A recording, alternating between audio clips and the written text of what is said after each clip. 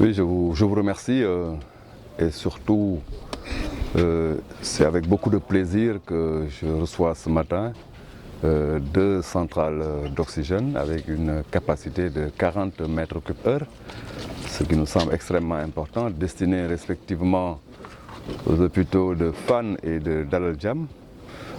Ces centrales vont nous permettre de renforcer considérablement notre autonomie en oxygène. Souvenez-vous, il a été effectivement retenu dans le cadre de la stratégie et de la vision de son Excellence le Président Macky Sall de rendre autonomes nos structures de santé en oxygène. Vous savez que l'oxygène, surtout dans le cas de la Covid, est le premier médicament et aujourd'hui notre système doit se doter et être autonome en la matière. C'est pourquoi, en plus du fait que tous les hôpitaux actuellement du Sénégal sont dotés de centrales d'oxygène, nous avons aussi fait l'effort de doter les centres de santé de référence en centrales d'oxygène. Aujourd'hui, plus de 25 centres de santé sont dotés de centrales d'oxygène, en plus maintenant de l'approvisionnement en rack d'oxygène venant de producteurs. Mais nous avons estimé qu'in fine, il faut faire en sorte que, quel que soit donc le besoin en oxygène, que notre structure, que notre système puisse effectivement être autonome et produire son oxygène. C'est pourquoi un investissement de 35 centrales d'oxygène a été voulu et décidé par le chef de l'État. Nous venons d'en recevoir deux et de manière très progressive, chaque mois nous allons en recevoir deux pour couvrir totalement le pays effectivement en centrales d'oxygène. Ça n'a rien à voir maintenant avec l'appui que nous sommes en train de faire pour les structures privées. Parce que souvenez-vous, dans le cadre de la riposte, le chef de l'État a décidé que les structures privées soient effectivement donc fournies en oxygène parce que fondamentalement les privés font partie de la lutte et utilisent beaucoup d'oxygène en direction des patients. Et cet appui de l'État va permettre carrément de dégrever les factures qui vont effectivement donc aux patients et les patients ne paieront plus l'oxygène. Au moment où je vous parle, il y a 22 structures privées qui sont déjà enrôlées et qui reçoivent effectivement l'oxygène de manière tout à fait gratuite.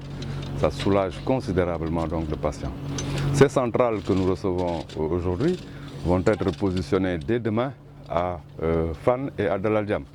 Mais l'importance et l'intérêt des centrales, c'est que c'est déjà configuré en conteneur. Il suffit juste de les poser, de les brancher et de commencer la production. Ce qui nous permet véritablement d'économiser toute l'infrastructure qui devrait normalement l'accompagner dans les anciennes technologies. Donc c'est des centrales d'une technologie tout à fait donc, moderne, de dernière génération, qui peut produire 40 mètres cubes heure, mais en plus qui peut même remplir des bouteilles à destination d'autres structures. Ça aussi, c'est une autre facilité extrêmement importante qui nous permet quand même une flexibilité et qui nous permettent quand même d'appuyer éventuellement les structures, notamment les centres de santé ou les postes de santé qui aimeraient avoir donc des bouteilles.